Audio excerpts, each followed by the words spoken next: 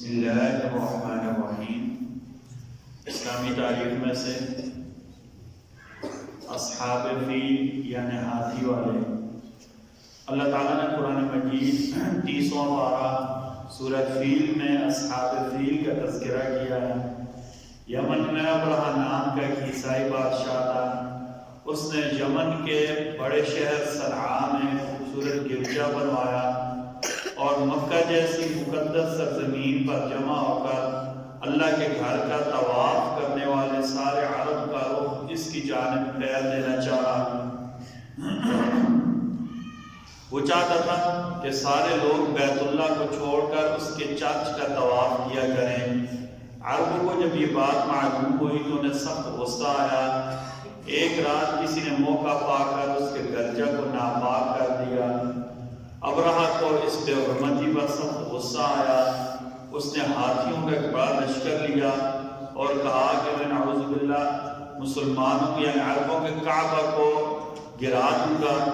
ابرہہ کا لشکر مکہ کے قریب پہنچا۔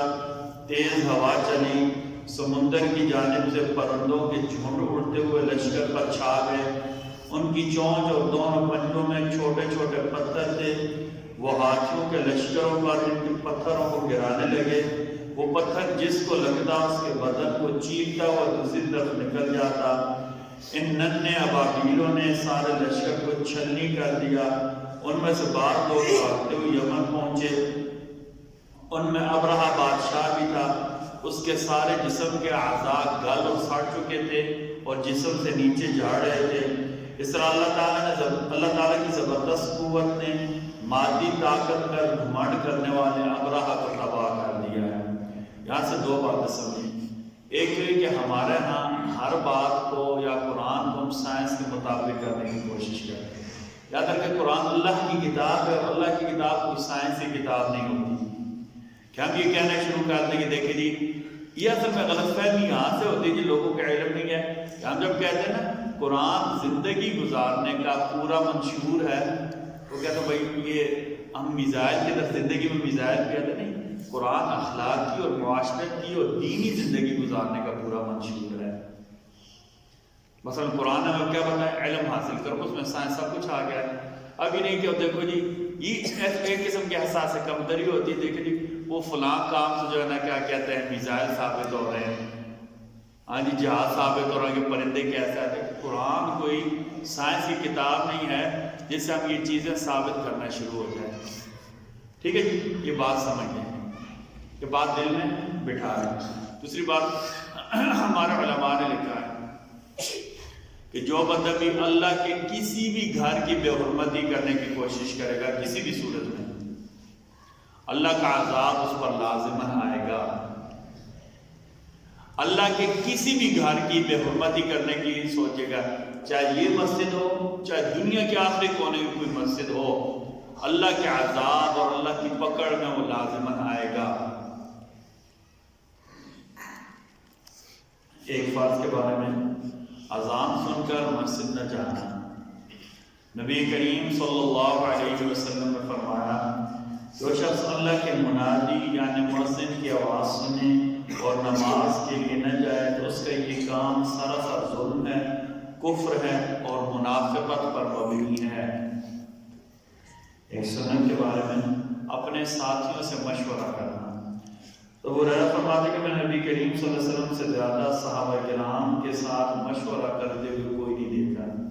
ایسا کہ مشورہ کرنا سنت ہے، یعنی ایسے کہ شریف آدمی مشورہ کرتا ہے شرمندہ نہیں ہوتا، لیکن اب مشورہ کیا ہر کسی سے کرنی؟ ہر کسی سے مشورہ نہیں کرنا۔ نمبر ایک، مخلص ہو، اسے کام کبھی پتہ ہو، مخلص اور کام کبھی پتہ ہو۔ اب میں آپ کو اس کی مثال دیتا ہوں۔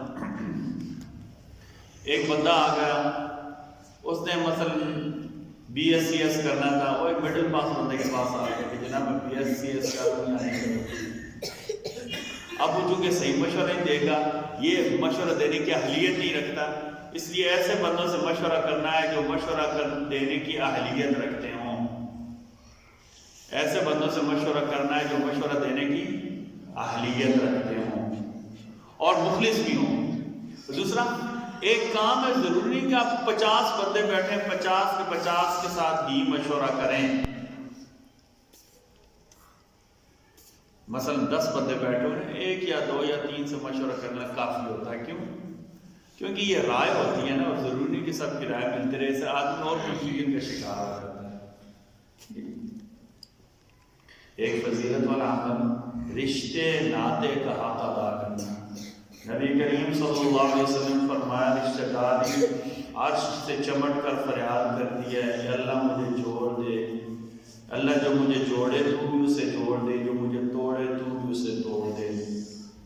صلہ رحمی یا رحم اللہ کے عرش کے نیچے لٹک کر اللہ کے سامنے فریاد کرتا ہے، اللہ جو مجھے جوڑے میرے رشتہ داروں کے ساتھ اچھا تعلق رکھے، اللہ آپ اسے بھی جوڑ دیں، اور اللہ جو مجھے توڑے آپ اسے بھی توڑ دیں. کہ گناہ کے بارے میں جھوٹی قسم کھانا، نبی کریم صلی اللہ علیہ وسلم نے فرمایا جو شخص جان بوجھ کر جھوٹی قسم کے ذریعے دوسرے کا مال ہڑپ کرے گا، وہ قیامت کے دن اللہ سے اس حال میں ملا گا کہ اللہ تعالیٰ اس سے سخت ترین ناراض ہوں گے. قرآن کے بارے میں قرآن کی نصیحت سورہ نساء نمبر 86 اللہ تعالیٰ فرماتے ہیں جب کوئی تمہیں سلام کرے تو اس سے بہتر الفاظ میں یا ویسے ہی الفاظ میں سلام کا جواب دیا کرو. اللہ تعالیٰ ہم سب کو کہنے سننے سے زیادہ عمل کی توفیق عطا فرمائے. بسم اللہ الرحمن الرحیم. بسم اللہ والصلاۃ والسلام علی رسول اللہ. بسم اللہ وعلی ملت رسول اللہ. ربنا تقبل منا انك انت السميع العليم وتب علينا انك انت التواب الرحيم برحمتك يا ارحم الراحمين.